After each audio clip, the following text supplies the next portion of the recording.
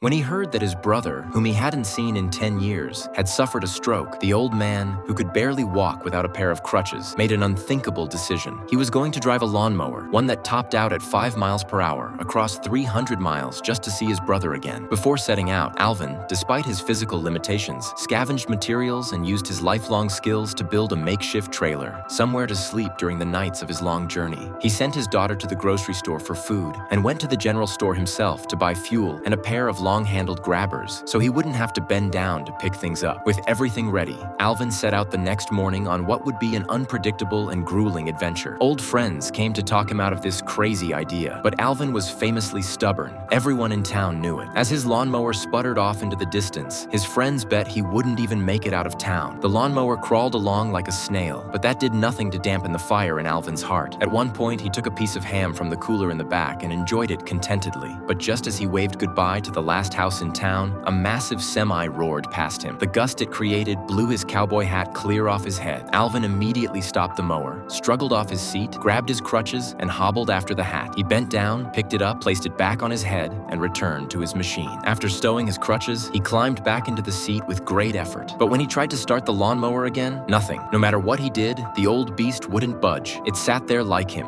weathered and worn, as if neither of them was meant to leave this town. He waited until afternoon, when finally a bus passed by. The driver listened to his story and offered to take him to the next town free of charge. My Edward loved his riding mower. Once there, Alvin hired a pickup truck to haul both himself and his lawnmower back home. When he and his old ride returned, his friends didn't mock him, not even a little. His daughter thought that was the end of it, that her dad would finally take it easy. But instead, she saw him pick up his double-barreled shotgun and give the old mower one final salute.